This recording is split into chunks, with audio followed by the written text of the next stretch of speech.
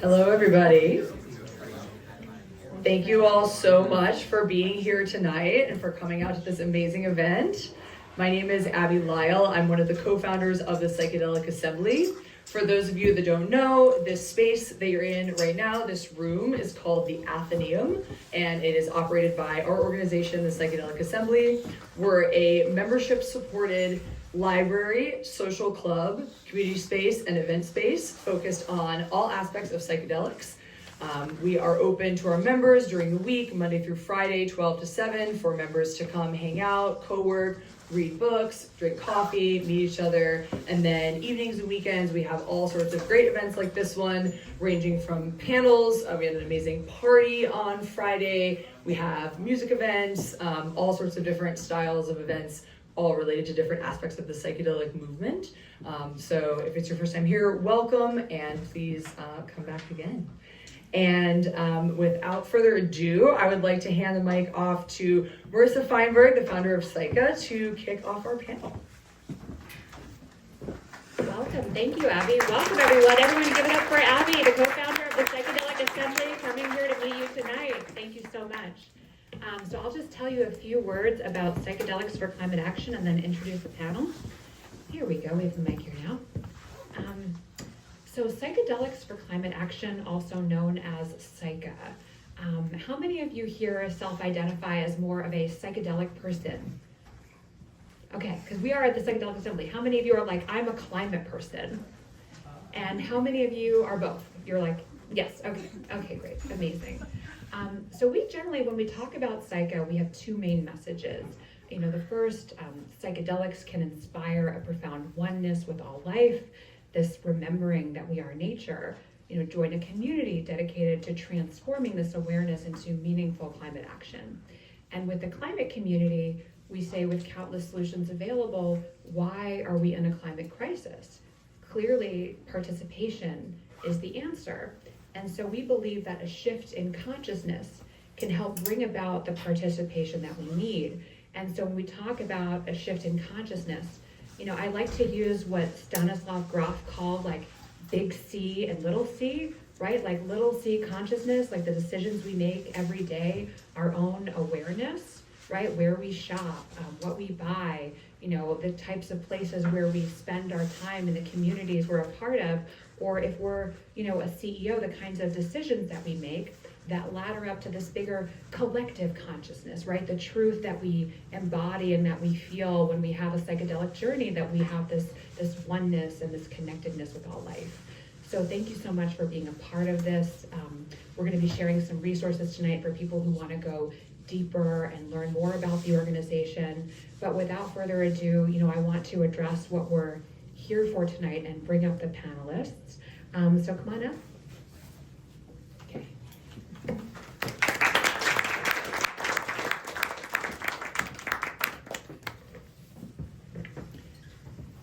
So in the wake of what has happened in Los Angeles, that has been the inspiration for this event tonight. How many of you have friends or loved ones in California and Los Angeles? That's a lot, right? And it sort of seems that overnight we've gone from climate crisis to climate emergency. And even the ability to come here and have a dialogue like this when, there are people in Los Angeles without homes, there are people heads down really focused on mutual aid. It's really a luxury to have these conversations. And so if we look at the term like resilience and climate resilience, if we look at what that means, when I think of resilience, I think of, making cities stronger when it comes to the coast, and then rebounding and rebuilding after a disaster happens. And the same thing with fires, right? New York City had, not New York City, but the greater New York area, there were 229 brush fires in the last quarter of 2024. So we are not immune to these sorts of emergencies, but we do have, I'm really grateful that we're able to come together tonight and to talk about resilience and climate resilience, but also our own inner resilience and our own inner resources. Because if you look at an emergency, if we go into an emergency mode, we can go into a state of fear, and it's not always the most helpful place. It's important to process these emotions and to honor the reality of what's happening. And then also, how do we become resilient? Like, how do we become internally resilient in a time of climate crisis or climate emergency or poly crisis? There's so much happening right now. And so our own inner resources are so important. So we wanted to have this conversation bridging climate resilience and bridging our own inner resources and talking about a broad spectrum of what's happening in New York City right now. So we're going to have a panel, and then we're going to introduce a couple of other folks that came out tonight that have some resources for you. And then we'll go into a Q&A. And we want to know what you want to know, and we want to know all the questions. And if there's a question that you have that we might not be able to address, maybe someone in the audience has an answer, or maybe it can be in our follow-up. And we will be following up with everyone with very actionable climate resilience resources. So without further ado, I'm going to introduce the panelists.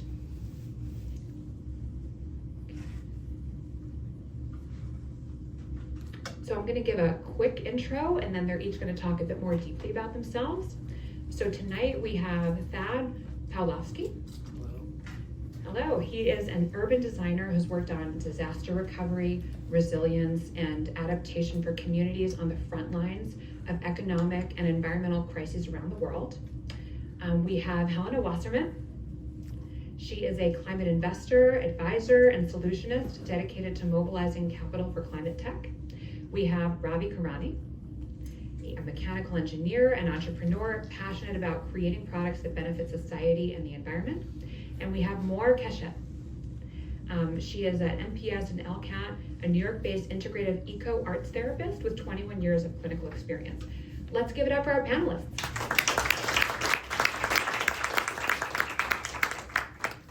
So before we begin, Moore is going to lead a short grounding meditation to set the container tonight. Hey everybody. If you feel comfortable to do so, it would be really great for everybody to just take a position that really honors the integrity of your body. Really just honors the integrity of your spine. It's good to see everybody adjusting some rolls of the neck. If you feel comfortable, if it's available to you, just to either cast your eyes down, close your eyes. We're just going to take a little bit of space for ourselves. And as we enter this space, I just want you to start noticing your breath. Maybe noticing that when you inhale, the air is cool. And that when you exhale, it is warm. Inhaling cool, exhaling warm.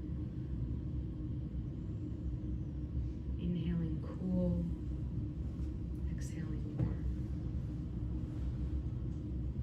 And in your next series of breaths, start to consider the journey of this breath. This oxygen, this air that we breathe now, has traversed mountains and oceans and clouds and raindrops.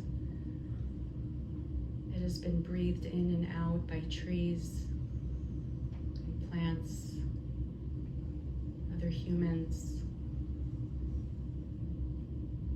and animals. It has gone in and out of the cells of countless living bodies. And this breath that you breathe now continues its journey with you. As you inhale cool, exhale warm. As your body interfaces with this breath, remember that its journey is on a continuum with your journey. Inhaling cool, exhaling warm. That what you give and receive in this moment is so singular and so essential in the matrix of life. I'd like for everybody to take a deep inhale. We're going to inhale for 1, 2, 3. We're going to sigh it out. Let's do that again. Inhale for 1, 2, 3. Sigh it out.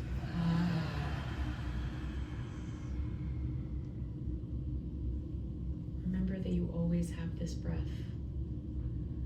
You are on this journey with your breath. You can bring your chin down to your chest. Start to wiggle your fingers and your toes. And join us back in this room.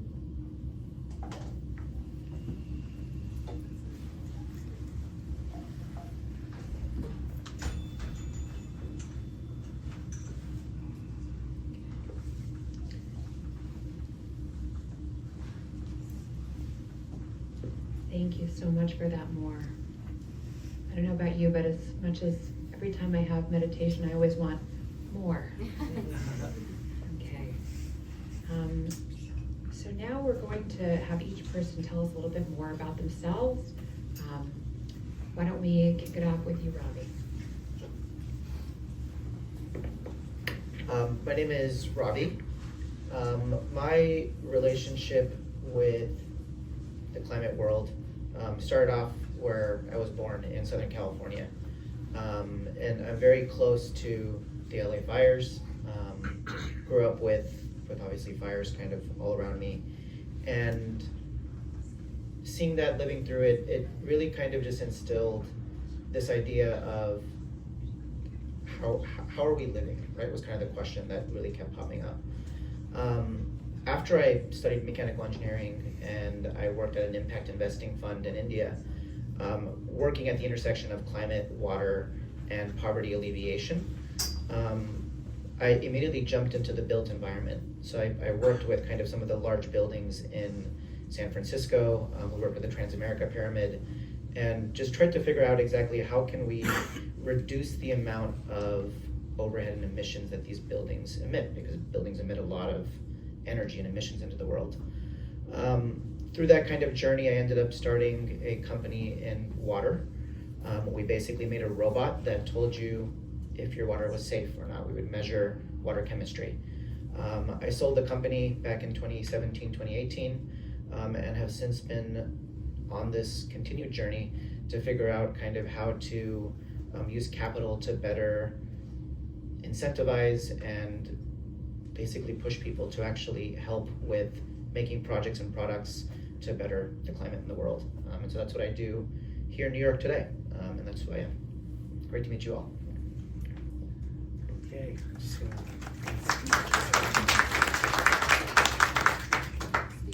Oh, close to the mic.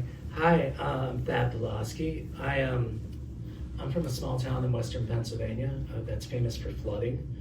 It's like a coal mining, steel producing town. So it's a town that died. And I guess I've been, thinking about this place and spending a lot of time there. My parents are older now. I've been there a lot lately, taking care of them as they get older, and seeing this kind of this extractionist economy fall apart and all the harm it's caused. And, like my whole generation, like if you had anything to do, if you had any ambition, you would leave this place. I left. I moved to New York. I came to New York 20 years ago, a little more, after September 11th, and after studying architecture. And I started working for the Office of Emergency Management. They had all this money to fight terrorism from the Department of Homeland Security. And this was like my first job in New York. Sorry, this quick story, just bio sketch. And our job was to like make a map of all the city's underground infrastructure. I wish we had your robot. That would have been so cool. But we made a map of like all the subways and tunnels underneath the city for like the purpose of terrorism, like how to defend the city against terrorism. And then we showed the map to some scientists at Columbia University, and they were like, your big problem is flooding. Like this whole city, it's got 580 miles of coastline, and all of our infrastructure, our sewer treatment plants, our power plants, our subway systems, our rail yards, all on the water. And the city doesn't have any good plan for how to deal with a coastal storm. And then like shortly after that, Katrina hit New Orleans, and we're like, shit, we don't have a good plan for a coastal storm. Anyway, that was my intro to this space. I worked in New York City government for 15 years and worked in the Department of City Planning, and then after Hurricane Sandy, helped with the housing recovery effort in government. And then about 6 years ago, we started this Center for Resilient Cities and Landscapes at Columbia University, where we're trying to basically have crowd together a lot of different expertise to help cities make long-term plans for climate adaptation. And that's a quick bio of me.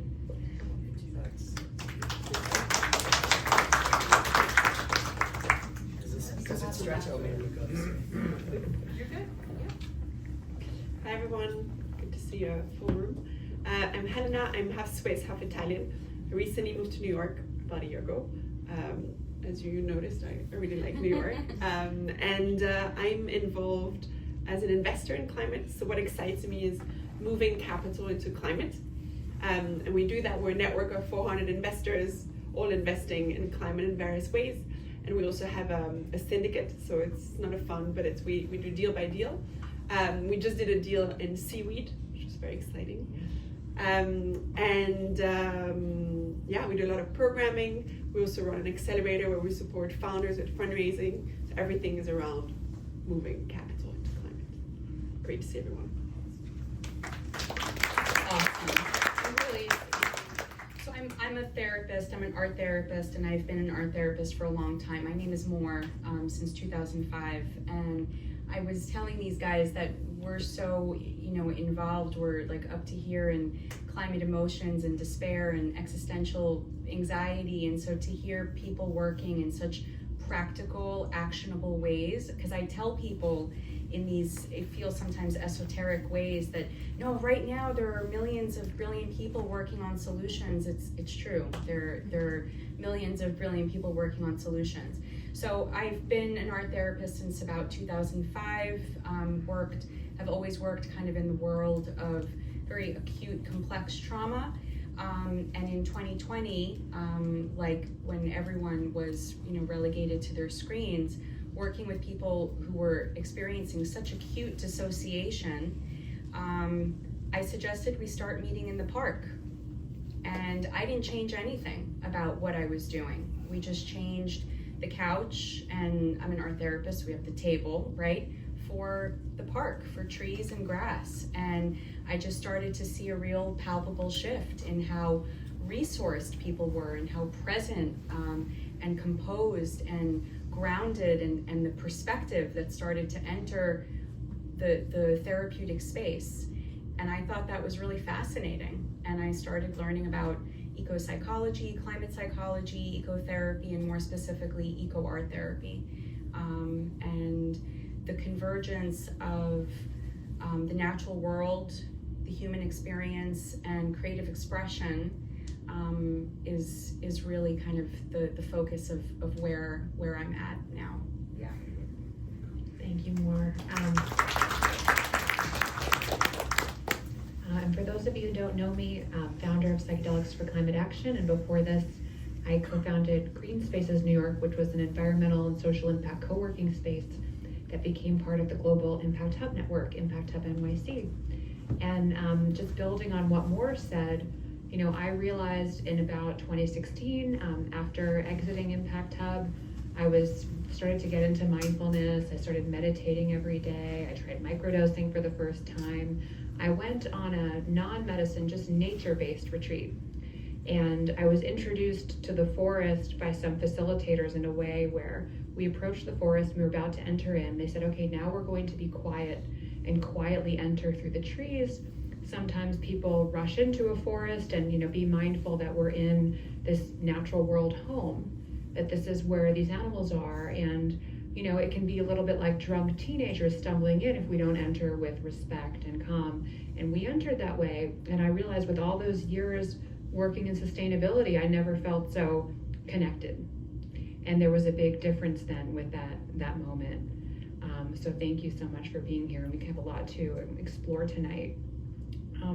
So before we, get into talking about climate resilience, we discussed a little bit about it at the beginning. But if any of you want to chime in on how we're defining this, right? Because it's about climate, it's also about our inner resources. So what else comes to mind when we talk about climate resilience? Well, I feel like this word is resilience is really important now. It has been to a lot of people for some time, and it's welcome to interpretation. Unlike sustainability or like sustainable development, I feel like resilience is like kind of carefully open to interpretation. And it means one really specific thing to me, which is just embracing change, like the ability to like be in a chaotic and complicated world and still be able to look deeply forward and backwards and be able to operate. To me, it's like a big antidote to fear. Like fear is like the inability to see ahead, to feel paralyzed. So I think a lot of people are feeling that right now. So I feel like resilience is a great thing to talk about in this moment because it's, And climate, the one thing I'll say, because I'm one of these people that has to like cut climate out of all of my grant applications right now. No, I'm not doing that. I'm just kidding. But some people are, I think. I'm reading this book about Robert Moses with my students right now, actually, at Columbia, The Power Broker. And, Robert Moses, this guy that built so much in New York City, he was obsessed with congestion. It was like, we gotta fix congestion. Let's build highways. Let's build parks. And I feel like, for me, I've been working in the climate space, and like all of you, for some time, and I feel like it's been a threshold issue for me. Like, if we don't fix climate change, nothing else is gonna be okay. And now I'm feeling like it's not the threshold issue. It's like the long-term issue, personally. The threshold issue is the attention economy. The fact that we're just brainwashed by these devices in our hands is like the big issue. That's like making everything else impossible to solve. So when I think about climate resilience now, I'm thinking more about like, how do we take back, not just our atmosphere, but our consciousness from the tech oligarchs. Yeah. So I know that's not about climate, but I feel like it's gotta be related somehow. Resilience is another way to think about resilience is also the interconnectedness of all of these issues. You can't like be resilient to just climate. You can't be Robert Moses and just be like, I just want to solve for congestion, fuck everything else. You got to be like, we got to work on climate along with everything else. And I would add on to that for example, in our world of climate tech, a lot of people now are rebranding. They're like, oh, we're going to call ourselves like Prosperity Fund or something, or like something else that doesn't have the word climate in it, so it sounds better in the current administration. And I would say, like, for me, resilience right now is just, if you work in climate, just staying in climate and not, be like, oh, I'm just gonna go into AI or whatever. Just go for the industries that are favorable right now, and being like, I'm going to figure out how to make money. I'm going to figure out how to resist. You know what I mean? Just that is already, I feel, very strong, because a lot of people would just be like, more opportunistic and just be like, well, let's jump on that, and that's fine. But so I think that's already resilient in itself. Just be like, I'm just going to stay in climate. I totally agree. I think the word that really comes to mind for me is capacity building. How do we become more resourced internally? How do we have the capacity to be able to hold very dissonant experiences at the same time? How do we give ourselves permission to feel a real sense of joy and happiness and presence and connection with the people that we love, with the people who have meaning in our lives, while there are polycrises happening concurrently. How do we build our capacity to be able to laugh and embrace awe and wonder while feeling overwhelming fear or grief or despair or whatever it might be? Just add one little thing. So, I do a lot of fundraising, so a lot of people told me, oh, why don't you just raise money for real estate? No. No.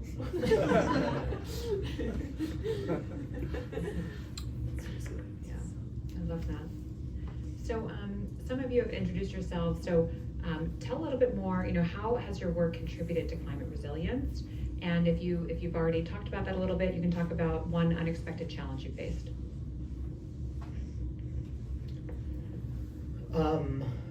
Actually, on the last question, really quick, we're seeing a lot of kind of this terminology in tech that's being thrown around, and the word that's being thrown around outside of prosperity tech is actually abundant tech, or like abundance. And so climate in these conversations are being, as this Venn diagram within abundance and climate, climate obviously has this very big extraction issue, right? We keep on extracting from the earth to generate more TV screens and more homes and more cars. Around this conversation around abundance, how do you have an abundant economy while you still maintain and you don't keep extracting? And so that's kind of where this like abundance conversation has come about that I just wanted to put on. In terms of how my work has impacted climate, in particular the water robot that we developed, I'll just talk to that really quick. One particular project that we worked on was in California. California has a lot of fresh vegetables that are grown there. Lettuce, there's a lot of strawberries. A lot of the problem with the California farms is they will many times over-fertilize. And when you over-fertilize, what ends up happening is two things. The first is the fertilization basically ends up hurting the topsoil, the top layer. The second thing that happens is when there's rains, it'll basically go into the lakes, rivers, and streams, which will cause nitrification and will cause basically algae to grow, which will suck out the oxygen, which will hurt the fish that are living in these lakes, rivers, and streams. The other problem that happens is this concept called saltwater intrusion. Saltwater intrusion basically is the Central Valley in California is actually sinking, which is causing salt water from the Pacific Ocean to enter into the ground. Salt in the soil is not good to grow plants. And so this saltwater problem, as well as the over-fertilization, is a big problem for the California farms, which obviously impacts how people grow our food. What we did was we deployed these robots to basically remotely measure the water chemistry coming out of the pipes that the farmers were using to grow the food. By being able to actually measure what the output water chemistry was and what the actual plants needed at that particular point in time, we were able to, in the trials that we were doing, reduce fertilizer usage by almost up to 60%. And that would basically right-size the amount of fertilizer you were using, so it didn't actually seep into the water, it didn't go into the lakes, rivers, and streams, and it would only get eaten up by the plants as much as they would need. I still have my debates of fertilizer in general, but the California Valley does use fertilizer, and so our goal here was just figuring out how can we actually reduce that. And so that's kind of a direct use of how our technology ended up helping one small piece of the climate problem. That's amazing. Wow.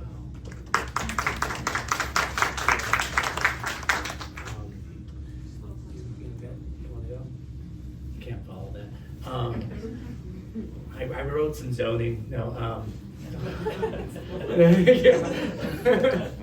I worked on some government programs. Now I teach. That's probably what my contribution at this time. It's great to work with young people. But the challenge that we face, our students, me, and all of our partners are constantly facing is like working with communities to change, to embrace change. Like after Hurricane Sandy in New York,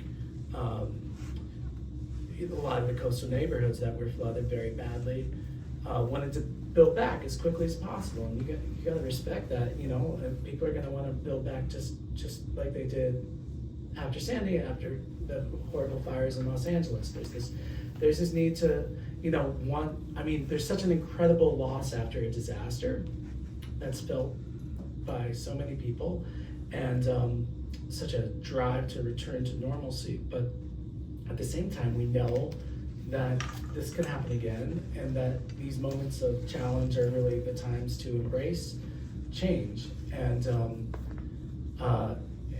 so that's after Sandy, we tried to work closely with different communities, East Shore, Staten Island, Southern Brooklyn, Rockaways, on maybe we can change the underlying patterns of infrastructure and building stock that are making you vulnerable to flooding and future sea level rise. And that was a hard conversation. It's a hard time to talk to people about change, when they're suffering loss. And I realized in retrospect that we should have had trained therapists with us for these conversations. You can't expect to happen overnight. So I think that's going to continue to be a challenge for me in my work. It's we have these windows of opportunity to push forward toward better change for neighborhoods in particular. That's this kind of scale I usually work at, is neighborhood planning. And we don't have the machinery, we don't have the minds, we don't have the tools to really to have those conversations, and it's a big challenge. Oh yeah. Well, okay, so everything feels like a challenge right now, but we do have, this is something hopeful, is that we have a mayoral primary coming up, which is, this is an opportunity for all of us to take our anxiety and think about what kind of future we want. There's some different candidates that are out there saying that they'd like to be our next mayor. And I'm part of this Resilience Political Action Committee, which I'm glad to give you information about. We vet all the candidates. We vetted our current mayor. I had my suspicions that he was very transactional, and that might be susceptible to public blackmail, as he is right now. It was fucking ridiculous. So we interviewed all the mayoral candidates, and we're going to do that again this year. So come join us. It's a cool thing. Resilience PAC, PAC, Political Action Committee. Thanks for reminding me about that. Good plug. Which question was that? Sorry. Sure. Just how your work has contributed to climate resilience, or if you feel like you've already addressed that in your challenge. Yeah, I think I probably already addressed that in the sense that, I just stay in climate and continue raising money for climate, not for real estate. Can you talk about the seaweed though? Yeah, you want to talk about the seaweed? Please. Oh, well, we can say, so we just did an investment in seaweed. So what's cool when you invest in something is you deep dive into a new topic. And so if you haven't heard, what's unique about seaweed as opposed to other things is that, so it grows in the ocean, it doesn't require fertilizers. You don't need to, it doesn't need fresh water. It just grows, it just needs to protect basically coastlines. So it's pretty cool. You use it, for cooking, you use it for skincare, you use it for feedstock, you use it for aquaculture, it has 1,000 different use cases. And so basically what you may not know is that 95% of seaweed comes from small farmers still today. So that's how it's, supplied. And so we basically backed the massive conglomerate of seaweed farmers in the Philippines. And there's hundreds of thousands of people working on this. And they're expanding to Indonesia, and they're going to replicate their model. And what's unique about them is that they're doing it sustainably. So we're super excited. This falls more under a catalytic investment as opposed to a VC type investment. And we're very excited. Is there a particular kind of seaweed? What's that? Is there a particular kind of seaweed? Red. Kelp? Red? Super cool. Yeah, that's really exciting. I've been working to develop this framework called integrative eco art therapy, which is really intended to help people mend and cultivate the fractured attachments that they have with themselves, with other humans, and particularly with the natural world. Really kind of from the premise that it's these severed attachments that have allowed us to behave in such a collectively sociopathic way, and has also left us feeling so totally severed and despondent and with such a pervasive need to numb out, tune out, distract ourselves. So that's something that I'm really continuing to explore and research and apply.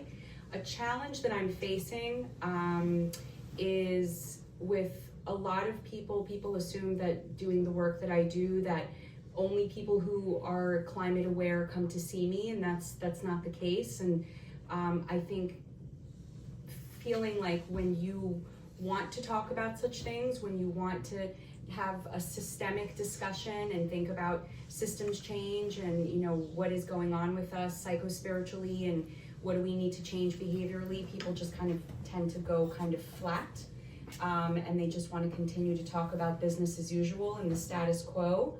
And that's a challenge that I'm facing in terms of really wanting to burst through that bubble and do like a collective shake, let's wake up, folks. We gotta actually drop into what we feel, because we're not going to change anything if we don't let ourselves feel anything. So that's a challenge for sure. Yeah, no, I know it's always a tricky thing balancing, right? This moving through the world, like in a place like New York City, right? There's so much happening at all times, and the sort of numbing that we can experience, it can be a tool for survival, right? But then it becomes problematic if it's a long-term tool. And so it's always a tricky thing, how do we balance, being in our bodies and embodying ourselves and the reality of what's happening and processing everything, and moving through the world in New York City and the greater space that we're in. So if we look at the state of climate resilience in New York City, let's want to talk about that and what comes to mind. And so you can talk about in New York City we have the sort of climate resilience efforts that are present to protect our city, right? Then we also have our own inner states and inner presence, and then we have a ripple effect from New York City to the greater areas. So I just want to talk about the state of climate resilience here, both as a city and our inner and outer resilience, and whatever comes to mind. I can start because I have a laundry list of things that I think the next mayor should do. I mean, I think we've had, because of Sandy, we got $18 billion from the federal government after Sandy. That was 13 years ago. A lot of that money went into some of these signature projects, like we were just talking about the Big U, like the levees. Battery Park City's building a big levee along their waterfront. There are these signature projects. There's also, the new laws that require buildings to reduce their carbon emissions. There's congestion pricing, which is maybe the most important, climate legislation that we've had. We've been trying this for 20 years, and finally we're getting it. And and they're trying to stop it. I don't think it's going to work. We need a mayor that can fight back hard against the trying to push for stopping congestion pricing. But we also need to just shut down about half the streets in the city. I mean, we have too much space for cars. We just went crazy giving cars space. So every street with a school on it should be closed to traffic, and we need just a lot more. We have a city that doesn't allow the rain to permeate through the soil, and that rejects all the heat up into the air, creating all kinds of asthmatic conditions, especially for younger people, creating urban heat island effect, heat exhaustion. It's the biggest, we're worried about flooding with climate a lot, but really I know from working on emergency management, many people die every year from heat-related illnesses in this city. And it's just getting worse, and we're gonna have more and more heat waves and wildfires. So we need, big, bold ideas for remake. We did not build a city that's appropriate for the climate that we have today, and certainly not the climate we're going to have in the future. So we need to tear up all this concrete, start planting more trees, start planting more, bring back our marshlands, bring back our forests.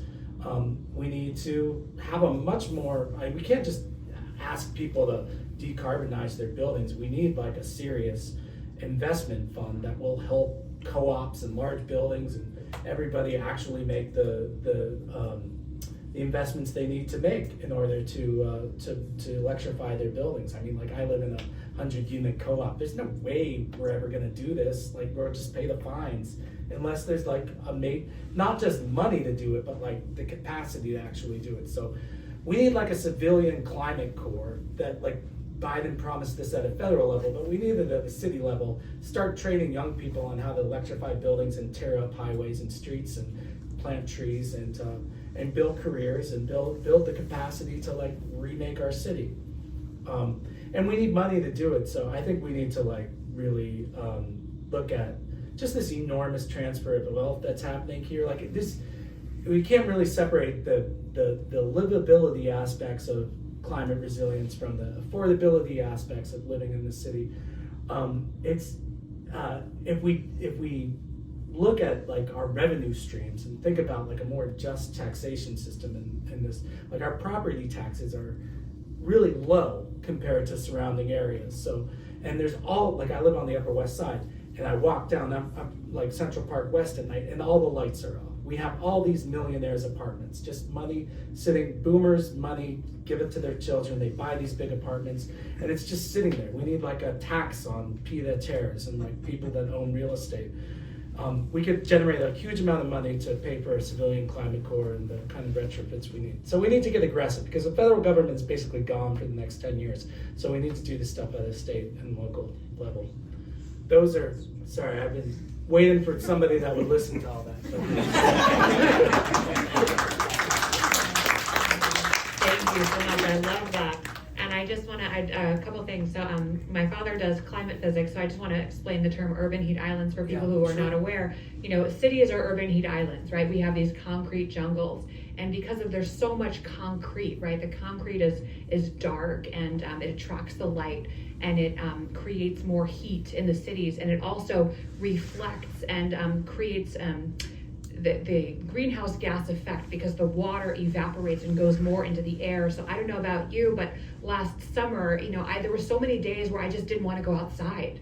It was the first summer in New York City where I was just too hot. Like I felt like I was going outside and getting singed. And so that's it's not going to get better, right? And so these might seem like really big, bold ideas, like tear up concrete, but what happens if you do that? You have more dirt, you have more earth, you have more, greenery. There's other solutions too. People are looking at like reflectivity issues. So if you look at something called the albedo effect, if the point is to not absorb so much dark heat, you can also transform some of these urban spaces by, painting a rooftop white or even driving a lighter color car. There's so many black cars. A black Tesla will, emit more heat than a regular white car that has fuel, and how strange is that? So there's a lot of alternative solutions that we can look at.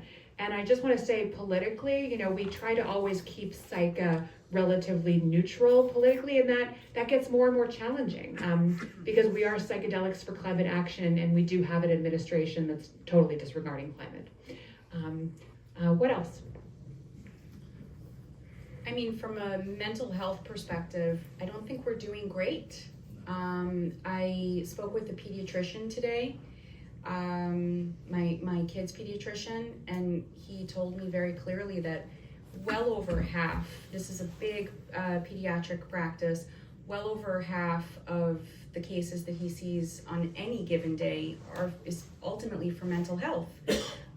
So I think that there is just a pervasive sense of overwhelm. I think that there is kind of emotional paralysis. I think that people are really reaching their thresholds. People are worried about, can they buy cereal for their kids? Can they pay their rent? And so on and so forth. And things are just so intense and ballooning so quickly that our personal capacity or emotional capacity simply has not had time to evolve, to be able to hold so much. And our kids are definitely suffering for it. They see their parents really worried, and they're just absorbing a tremendous amount of stress. So, but on the inverse, I also see a real awakening and a growing, a very, very deep and earnest desire for people to generate and connect with real states of meaning. You know, for people to really be able to come together in community, collectively, to create experiences that are very, very meaningful and that mean something beyond stuff, sex, and status. I do see that really growing, and that's really exciting. With young people, you mean in particular? I really see it happening across the lifespan, but also certainly with young people. I think that a lot of young people are very tuned out, but purposely so. They know what's happening. They feel like it's all very much on their shoulders, and in a lot of ways it really is. I think that there is growing nihilism amongst young people, kind of like, okay, whatever, I don't care, because if they're gonna care about everything, I mean, they can like really combust, but they do know, And there's nihilism among old people too. Sure,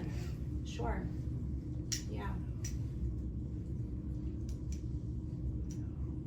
So I think we just addressed some of it, but what else concerns you as you look to the future, and what gives you hope?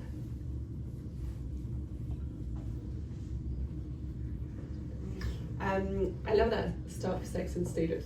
Such a good, just 3 words, get you right to the point. It's a good reminder.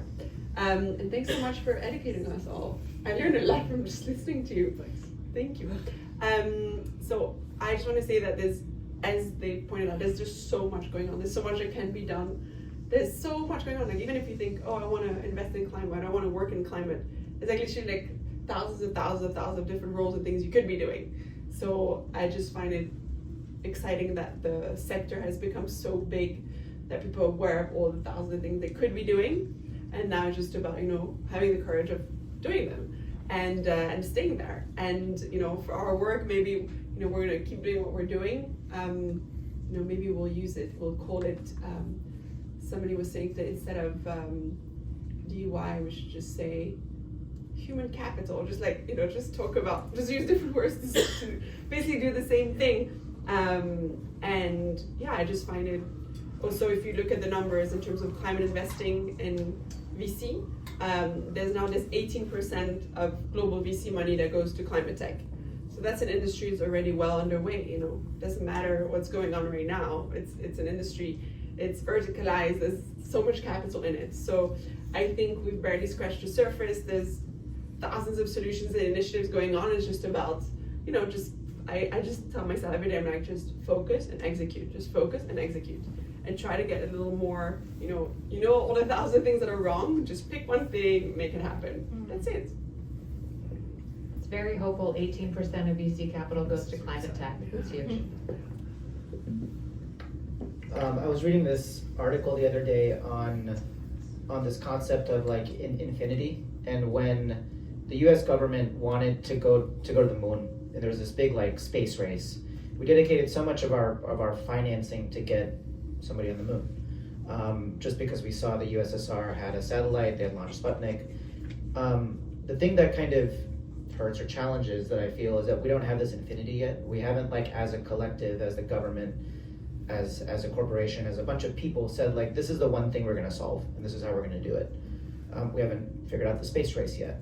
And so I think if we can, like, figure that out, that could be really cool. On the positive side, what gives me hope is I feel like there are a lot of really, really cool things being worked on. Even in Brooklyn, there's like New Lab, if you've ever heard of it. There's really, really interesting climate projects being worked on over there. A lot of interesting stuff, but if we can get to that infinity, I think that'd be really awesome.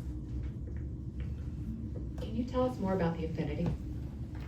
Yeah, it was just this article that I was reading around different case studies on how, if, like the space race example, the US government picked the space race and they just focused on infinity.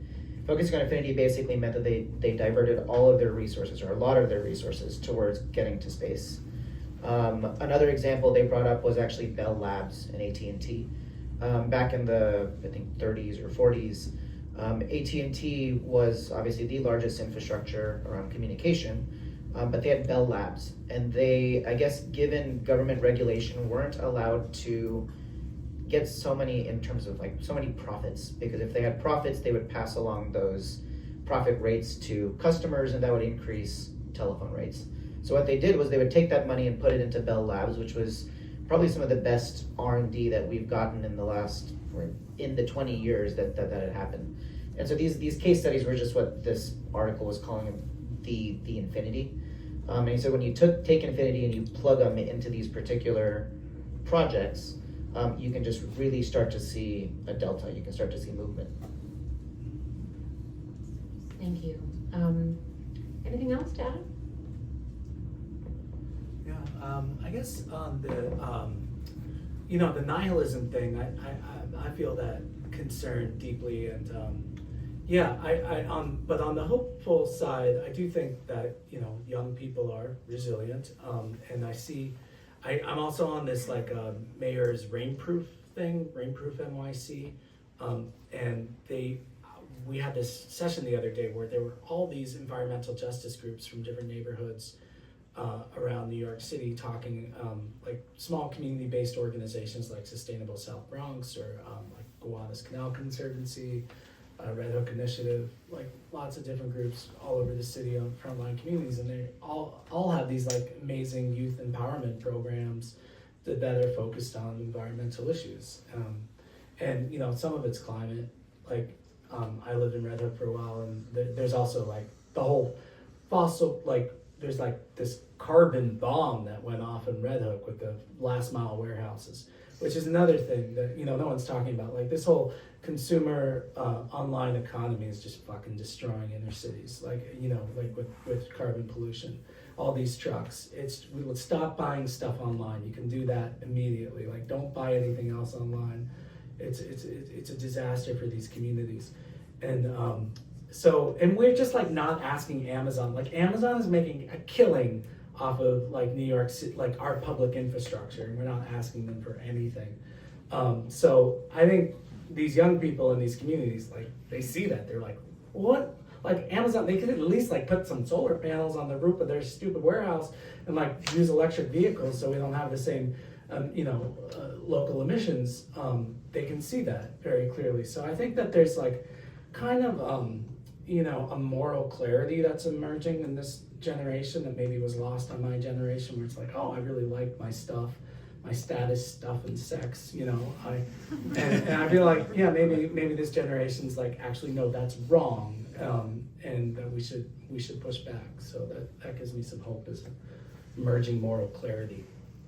And that we don't have to be beholden to Amazon because we like stuff. We should ask them, no solar panels, no do stuff, mitigate the environmental harm you're causing.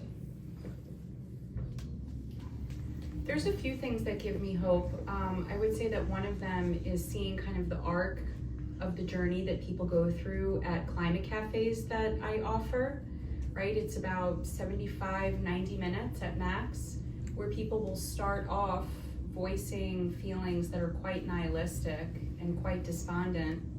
And by the end, it's a completely different outlook.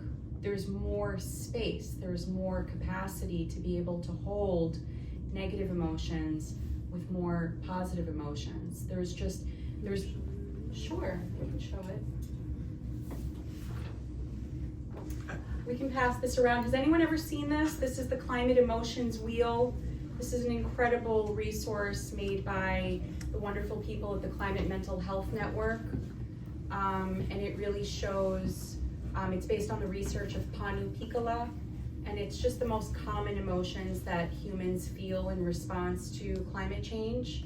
And I think that what's really important about this wheel is, one, it gives us a lexicon, right? It gives us words to actually express what it is that we're feeling, and that is so essential.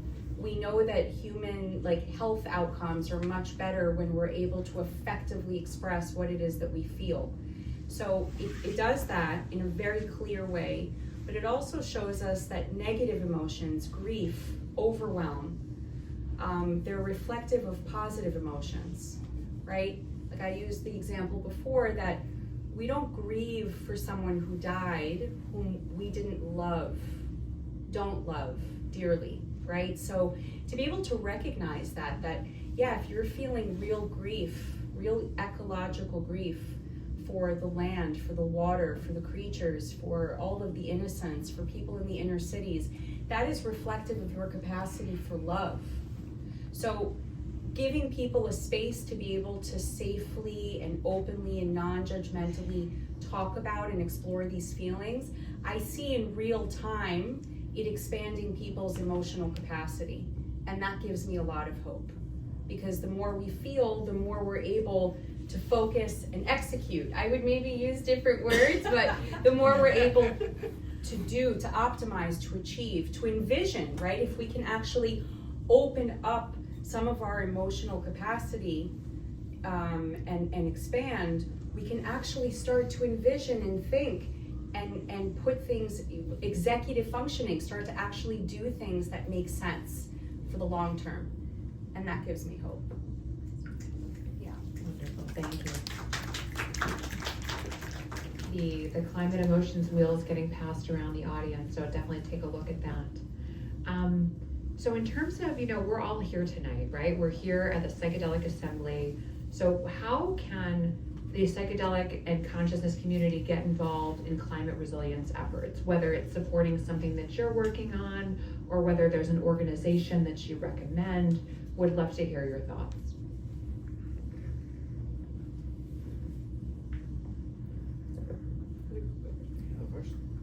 Well, I mentioned the resilience pack. I think that's important. And so if they did you go to resiliencepack.org Yeah, or yeah, what is the website? resiliencepack.org. Resiliencepack.org. Yeah, or you just Google resilience. And by the pack. way, we're recording this, and we will give everyone a summary of the organizations and ideas that come out tonight. We have everyone's email address. If you didn't already give it to Jane at the front, please do that. But yeah, you'll receive these as well. But just clarifying, yeah. And I guess the other thing is I feel like we all need to just go very local right now. That's my feeling. I don't know. I'm overwhelmed by the national situation, certainly the global.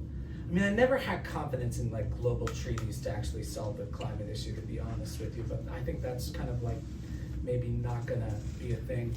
And corporations, I'm from Pennsylvania, so I've been feeling hand-wringing about Trump, oh, we are the ones that created the Trump thing, because we flipped. I'm from a place that was Obama Trump country. They voted for Obama and then they voted for Trump twice.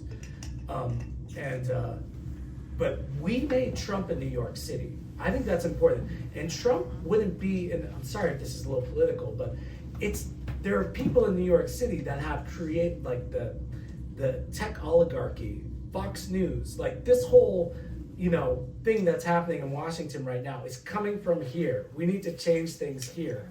It's not necessarily coming from the heartland like everybody thinks it is. Trump is a creature of the materialist society of New York City, and we need to we need to change New York City, I think. We need to change our neighborhoods, change ourselves, and change New York City. That's what I think. I've been working on Pennsylvania too, but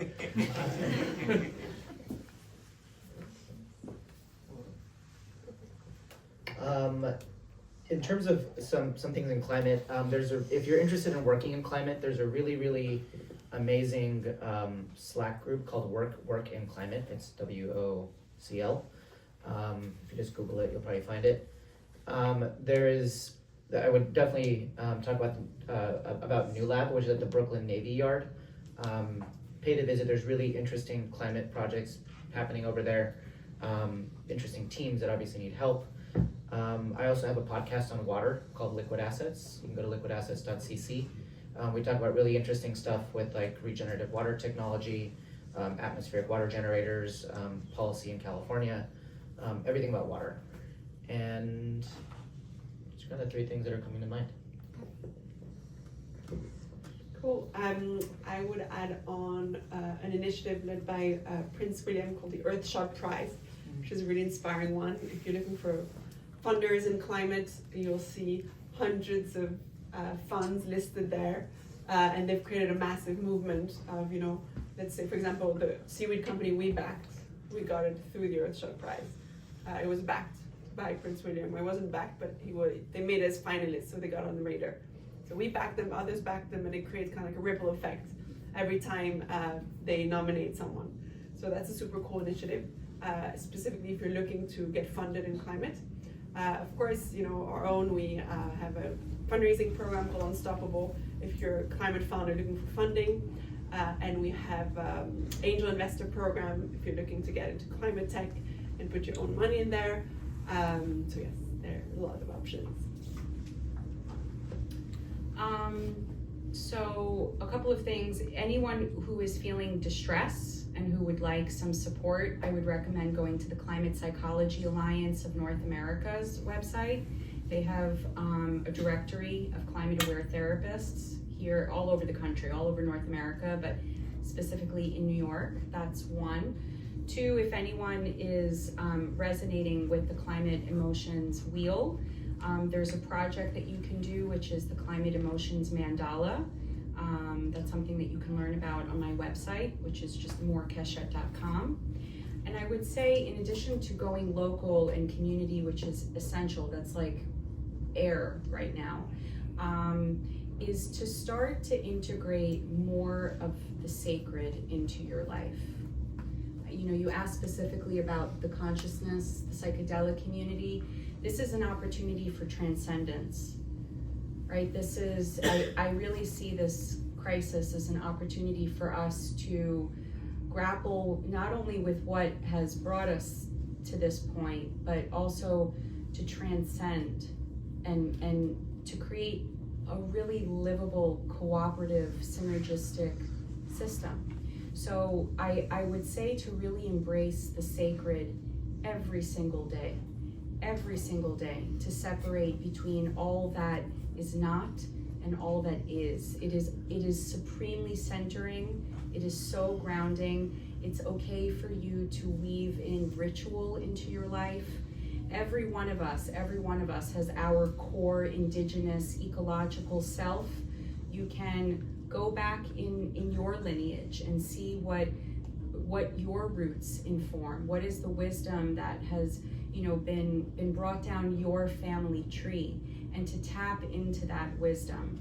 I really believe that, you know, primordial wisdom, old, new ways of being are going to be the things that really, really sustain us as we go through this process. Thank you so much. I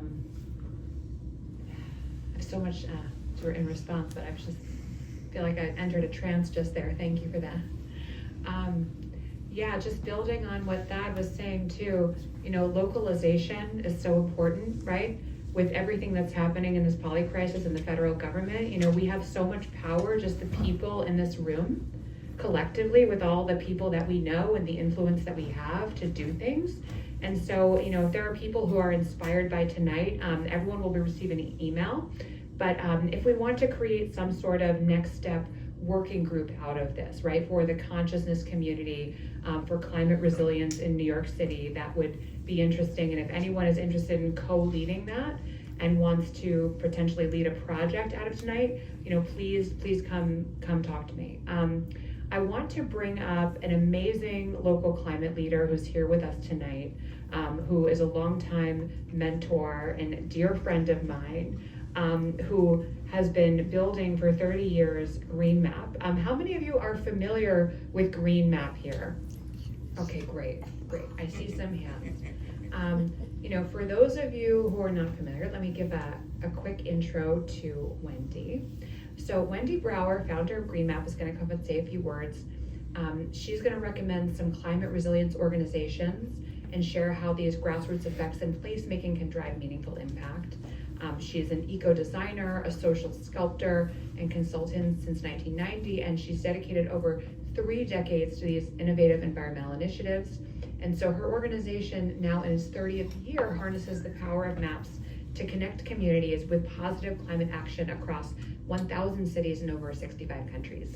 Come on up, Wendy. Thank you. I'm very lucky to have Marissa on my board. And there is so much richness here tonight. I just want to, and we already made the list so that you'll all be receiving with like New York climate cities, climate tech cities, and go-to resources like that. But I want to reflect what you guys were saying, people were saying, excuse me. And just want to say, trees are our friends here in New York, and they came up a few times. Any of us can become a street tree steward. Go to New York City's Parks Department and take the training, and then you get tools, and you can go and take care of street trees anytime. And you wouldn't believe how magic it is, and how it brings people to you, and how it changes the space where you live right away. So I want to encourage that. This Thursday, City Hall, 11 a.m. Chris Marte, my council member, is introducing a ban on artificial turf in city parks. And so to me, this is, something that smothers the soil, overheats the players, brings in all these toxics, and is mostly being put in environmental justice neighborhoods. So we got to do something about that one too. It's a perfect time to get involved with local politics. I mean, this Resilience Pact thing is awesome. They are offering training to the candidates, which is extremely valuable no matter what those people go on to do. But in New York, it's all about the primaries, and they're in June. So we do not have a lot of time to say, I'm gonna get involved in this September 15th, because the big election's not till November. Get in there, folks. I will say a couple other things. Oh, Fox News came up. Every Tuesday, Rise and Resist has a protest at Fox News. Rise and Resist is super organized. If you go to their website, you'll see what's coming up. I think the next Tesla protest is is on the 1st, it might be the 2nd. But there's lots of places where you can not just, okay, I'm marching around, but you actually get learn from other people there about how to do more. Take the next step, and maybe run yourself. Oh my goodness. I don't want to take up too much more time, but I will say it was around year 2000 that I worked with Recycle a Bicycle Youth, and they mapped garbage. And at that time, Red Hook was supposed to get an enormous waste transfer station. And they had actually targeted South Bronx, South Williamsburg, and Red Hook, all low-income communities of color along the waterfront, for these waste transfer stations. That's when all our garbage was moving by barge. These young people made a map after learning that there would be 5,000 truck trips a day. And now they're getting them. 10,000. 10,000. So the dreams that these kids had, and this thing that they stopped, instead of getting the garbage, we get the pre-garbage now. So, and it is really important. So there's an economic boycott this Friday, the 28th? Yes, this Friday, nationwide. Don't buy anything you don't have to actually have. Only buy essentials, and certainly don't buy from those companies. And then during the month of March, there's several weeks where don't buy from this company, don't buy from that company. We can make a real difference. I actually heard Target is already down some enormous amount because they dropped their DEI. We don't have to shop at these places that don't stand up for the same values that we stand up for. I think I'll stop, but one last thing. Because Local Law 97, which Thad touched on, it's here, it's now. I want to mention the Shark. Have you guys heard of Shark Shed? They take the heat from your wastewater and recycle it into heating your building. And these systems this is part of thermal energy networks. So this is my new, I'm learning from saneenergy.org, and we have waste heat everywhere.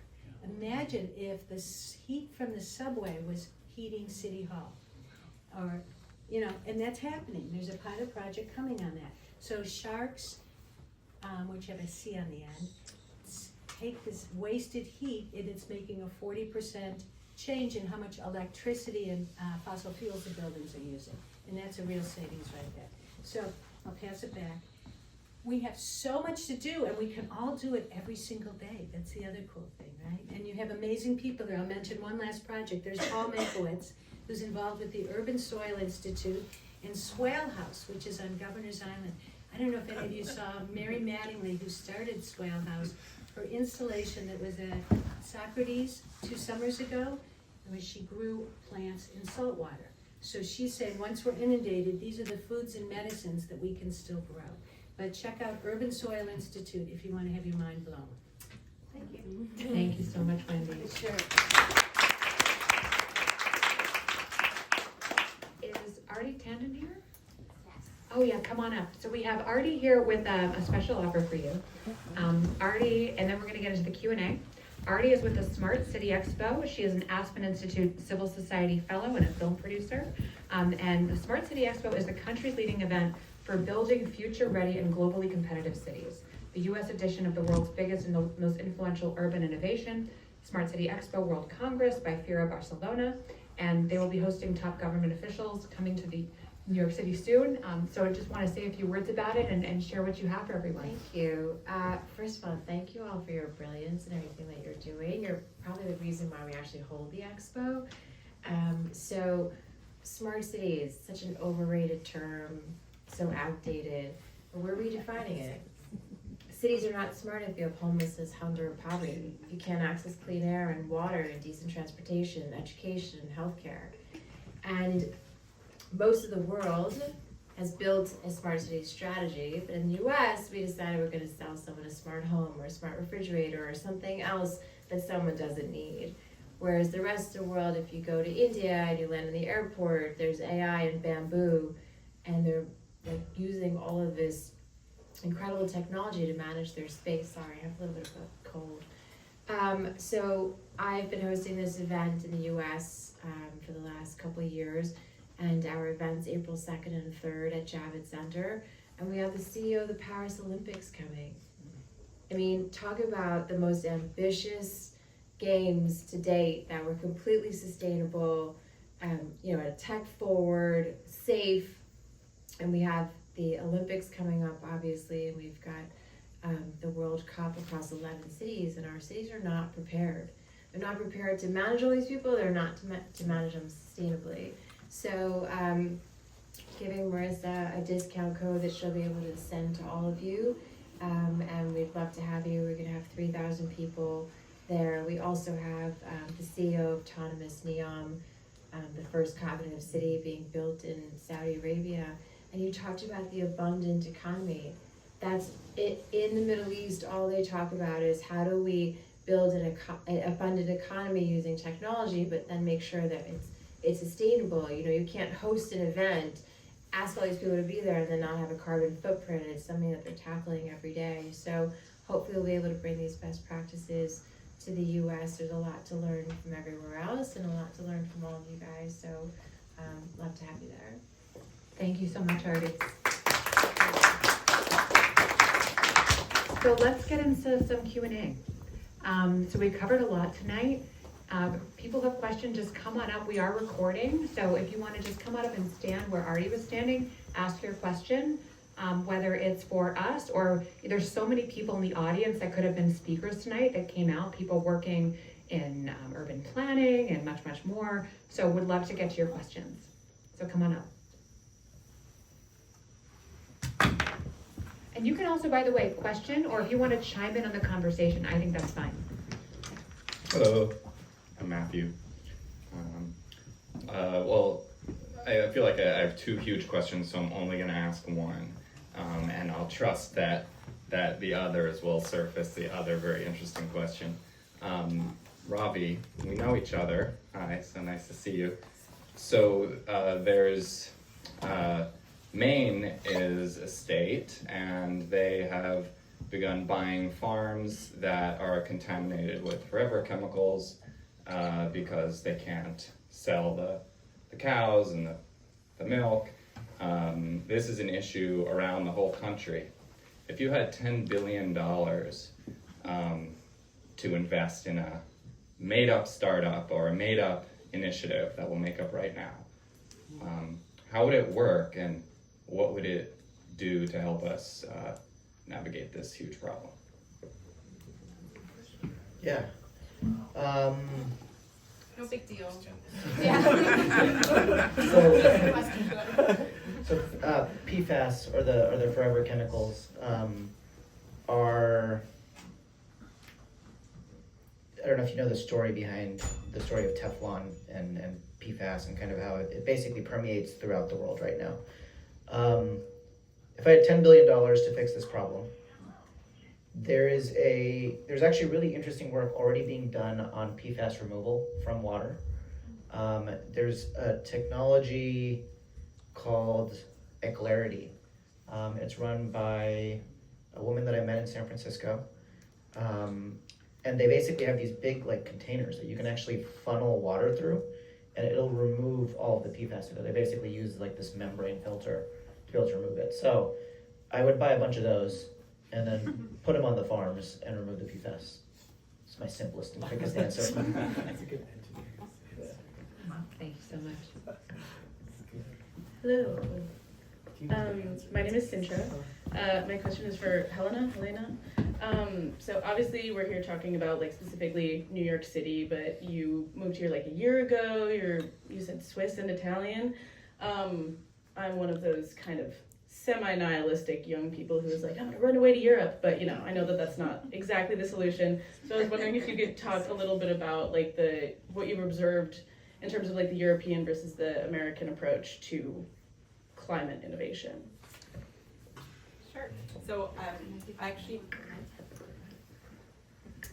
think in Europe, environmentalism is much more part of the culture, because obviously cultures have been around for way longer.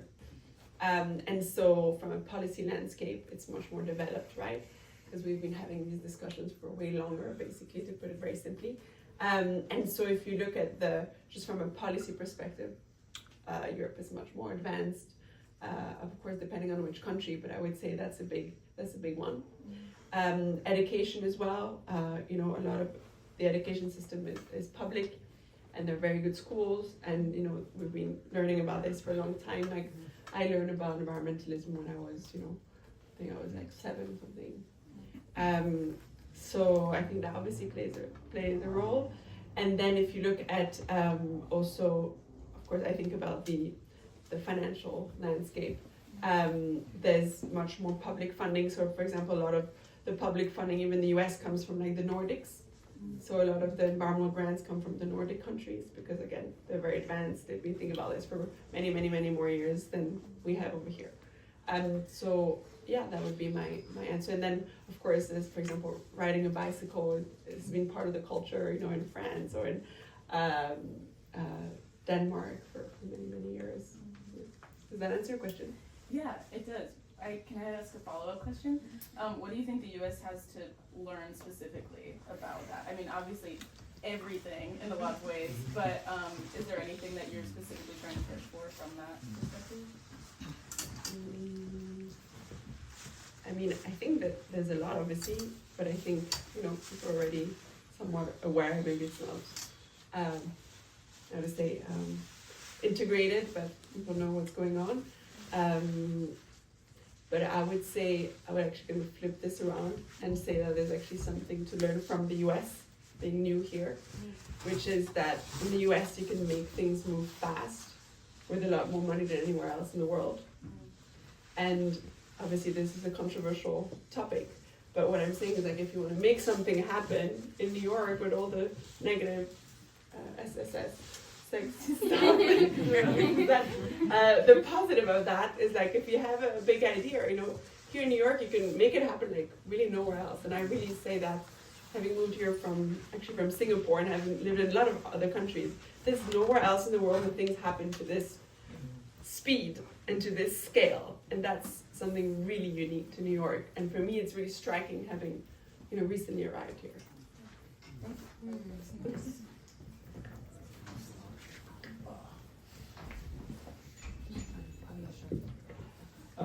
Hi. My name's Tor. And a really amazing presentation, guys. I love the personal resilience that you guys have come from your life journey and how you've melded it with the topic at hand. I don't have so much of a question, but I want to offer a resource, which is what you asked for earlier. So I'm the I'm the emeritus chair of Solar One, which is New York's leading environmental education, solar installation, and green workforce nonprofit. We're actually on Wendy's green map, although it's a little bit out of date. I'm sorry. But you were one of the very first on it, too. Okay. And so we finally completed our new resilient education building on 23rd Street and the East River. It's integrated with Stuyvesant Cove Park, which, as you guys know, is part of the East Side Coastal Resilience Project, which is in turn part of the Big U, which is downtown support and buttressing of the coastline of Lower Manhattan. So at any rate, our new building is nearing completion. We're going to have the ribbon cutting is going to be in June approximately. So we need programming. Okay. And let's facilitate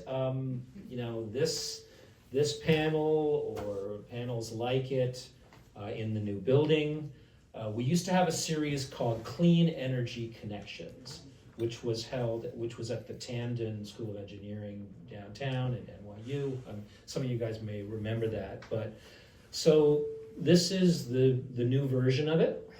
And what I like about this panel is that there was a real personal, driven by personalities rather than statistics.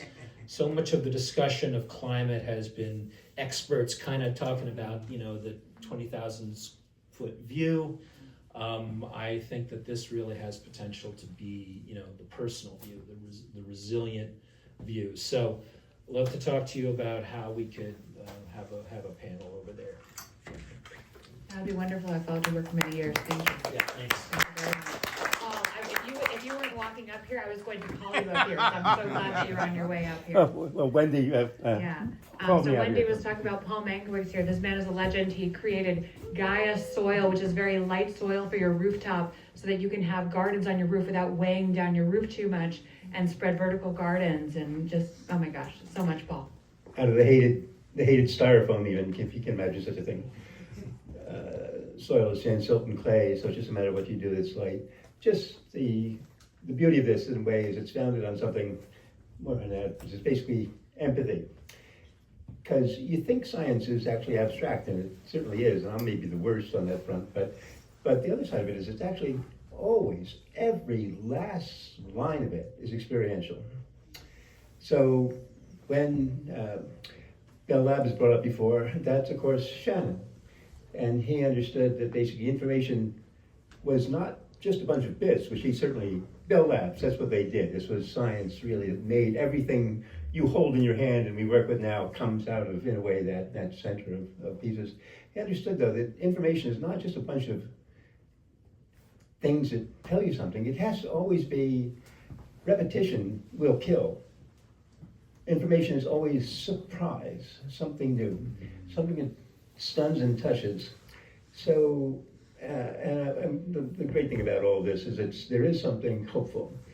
To Ravi's point about the fertilizer problem, and of course, and the whole group of people who look at mushrooms, when those excess fertilizers are added to the soil, they literally decouple. They kill a 430 million year old symbiosis between mycorrhizal fungi and roots. They're separated. In other words, the mineral efficiency and the water capturing efficiency is gone, just with this one step. On the other side of it, to get away from the 20,000 foot, look at a square meter of landscape. When the Lenape were here, across the whole 300 square miles, there were 6 millimeters of water came over the land, out of the land every single day. That's something like 5 million cubic meters, about the same as the wastewater treatment we do every 1.3 billion gallons. I'm telling you that because those 5 million cubic meters, we're capturing 16,000 tons of carbon every single day. But let's get down to a single square meter. 6 liters of water, 1.6 gallons. That's capturing something like 20 grams of carbon per day, every day, guaranteed. So it turns out, as points out, New York is right, Olmsted was right, but you have to give the plants water. So I did build the first 60 or so stormwater capture systems on street side.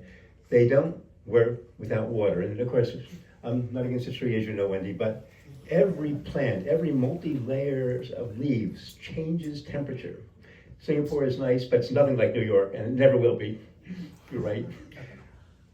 If you have multi-layers of leaves, the top one is not being lazy. It looks like your toaster. It's boiling off hot air.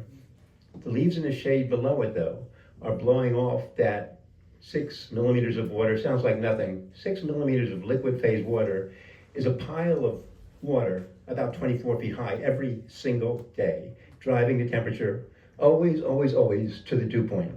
You cannot have global warming, you cannot have urban heat island with water and plant cover because they have a trick for partitioning the energy. It's an amazing thing, and actually dropping the temperature, although we can't get away from the humidity entirely. That's just the way the world works. But the other side of it is you are capturing carbon.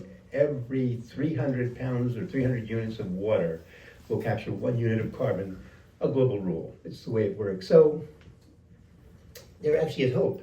If you took the 60 square miles of roof space, 1/5 of New York City, and covered it with plants, you'd have a leaf area of something like 4,000 square, just a multiple of what we have now. Right now, there's probably about 1 leaf for every, so we have about 300 square miles of leaves in New York. We could easily quadruple that just with roof cover. If you took the buildings to the 3rd story, and you can radically go out and plant something like morning glories or scarlet runner beans or whatever you want, any kind of vine. If you had that covered, that's 150 square miles, half of the total area of New York. You can grow Cabernet if you want. It will drop the body temperature of that street side and make it alive. You'll literally reverse the temperature just with plants. It's an amazing thing. Who could believe such a thing, except it works and works all over the planet. So yes, we have hell to pay. On the other side, well, just to get into the water for one moment, picture a mussel, a female mussel, 1/8 of a gram, 8/10 of a gram, okay? Noah did us a favor of going out to the Western Sound and measuring these creatures. And it turns out that she can measure, can filter something like 1.08 liters per day, something like 25.92 liters. But I'm telling you this because it would take some 100 million such Brussels to literally filter all of the discharge into the Western Long Island Sound and actually turn the nitrate in the water column into the fishery. Picture a striped bass, if you would. Can you picture her, the striped bass with the beautiful stripes? Every last one of them is 44% carbon from salt marshes. If we want to increase the striped bass fishery, we arrest more Hispanic fishermen. No, you build marshes. You make it so basically all the cities you know, Boston, New York, Baltimore, they're all built by filling in the salt marshes. An imperfect idea, literally as has been done at Solar One. You can literally get 8-year-olds building marshes, getting the plants in the ground. You simply need, all you need is basically a wave break so that the energy is not high and the miserable weed or spartina will come back. The point is, you simply have to make space for life. And one of the happiest things I ever did was build Wendy knows it well, basically a stormwater capture park, El Jardín de Paraiso. And they said, let's build a park over there. And I said, okay, well, let's actually do some testing on what the lead is here. So it was actually lead, it was kind of mine grade. It was 9,000 parts per million, right where they wanted to put the children's garden. But somebody stole basically 1,000 yards of biosolids from the city of New York. And that's high in iron, manganese, and phosphorus, all of which binds lead mole for mole, so you can feed it to pigs, rats, or people. Basically, it is non-absorbable and unbioavailable. So to this day, there's 4-year-olds playing in it. So the point is that you need children in the garden, otherwise they will never get empathy for beings. You need gardens everywhere. Olmsted was right, but it's got to be every 6,000 miles of street, all of it has to have something like a plant on it, something like life, something like soil. It costs something on the one hand. On the other hand, every one of us is basically more microbiome than we are our own cells. So, and of course the fungi. Thank you.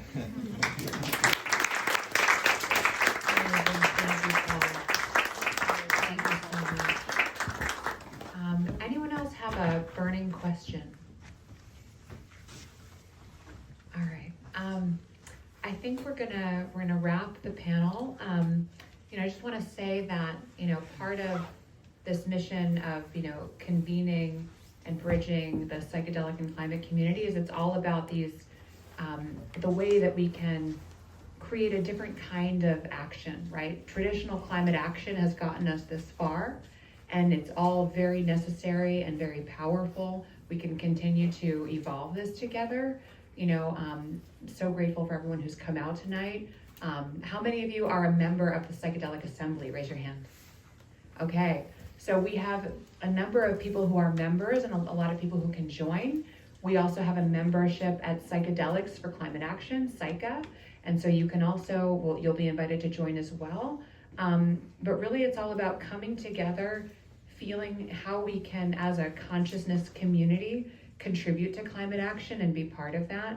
And we are very open to ideas and for people who want to co-lead working groups, who want to be part of this action with this community. So if you're inspired tonight, if you have an idea that you'd like to drive forward, please come talk to me, or you'll all receive an email and you can send your ideas.